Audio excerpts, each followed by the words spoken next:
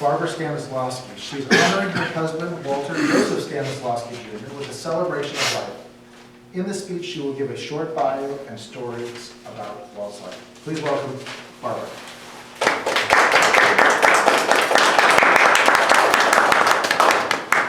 Welcome, everyone. I'm not yet a member of Toastmasters. We're trying to foster enough interest so we can start a chapter. And I am a complete novice, so be kind. Thank you.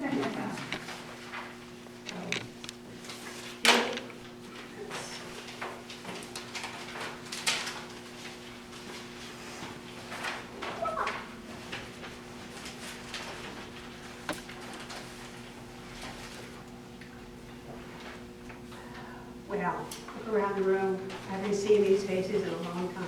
It's so good to see everyone. It really is. Before we get started, I'd like to raise a toast to Walt and a life well lived. Thank you all for coming from Florida, Texas, the DC area, all over Maryland. You know he's here. He's front and center. And happy to see you. So, Walter Joseph Stanislawski Jr., or Walt, also known as Bud. There were some other names, but we'll just stick to those two. Walt was a junior, so his parents called him Buddy until he was old enough, and he became Bud. A friend of Walt that worked with him said, if you knew Walt, you liked him. And that was true. I don't think I ever met anybody that didn't like my husband. When I put notice of his passing on Facebook, there was a huge outpouring of affection. It was, I think it was, I did it the same day he died, and I think it was therapy for me to see all these. There must have been 300 or 400 posts. The joy he had being with people was committed to his memory. He remembered everyone's name and their kids and their dogs for years. I've seen it in action. We had friends that saw it in action. Bud was born and raised in Baltimore City, attended Catholic school, starting with St. Wenceslaus through high school, which was Mount St.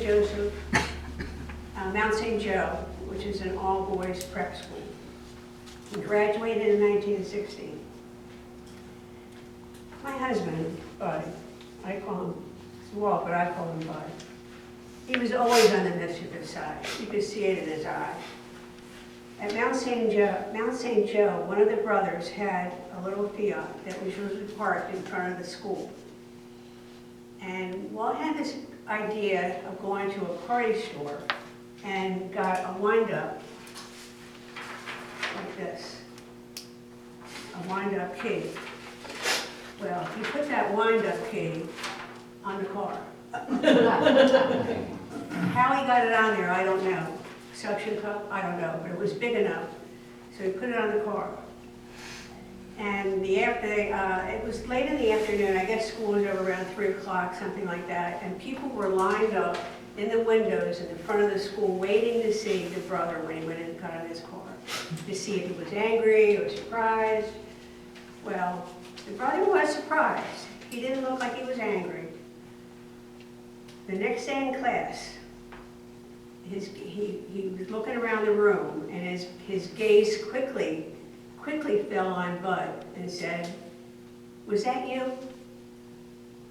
And he said, "Yes, sir, that was me." So the brother shook his hand, but didn't let it go, and kind of held on him tightly and said, that was good, but just not do it again." But during high school, he and a good friend, John Seahawk, both worked at a local pharmacy. They were scouts. He got to the level of Eagle Scout. He always did the right thing. Sometimes I would tease him and say, "You're such a Boy Scout." You know, he really was. was, but he's such a kind soul. After high school, came 1 year of college plus odd jobs, and he started at Social Security in 1962, where he worked for 37 years and retired July 1999. Tape operator, working midnight shift, moved on to write software for earnings, which he deployed and taught in the Wilkes-Barre and Salinas, California data centers. Later, he was a communications specialist, supporting local area networks linked to mainframe computers. Sometime during that assignment, he brought steamed crabs into work, and they all sat around the conference table eating steamed crabs. He was just, anyway. While working at SSA, he joined the National Guard and ended up on the streets of Baltimore right after Martin Luther King was killed in 1968. He had many stories about that time, and it was obvious about how he told them and the look on his face that it was not a great experience. He and his friend John Seahawk, who had just gone to Vietnam and came back, they compared stories and they couldn't figure out which one was worse.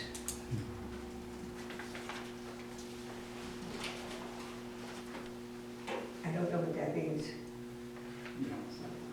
That's at 6 minutes. 6 minutes. That's what? You're at 6 minutes on Okay. your time. So, I will stop there. There is more to the speech. I will tell you very quickly that my husband was my best friend. We did everything together. And there's another I try to stay in the joy and gratitude of knowing that he is with me and watching over me and in my heart. And when I celebrate that, it makes the grief a little more tolerable. Thank you.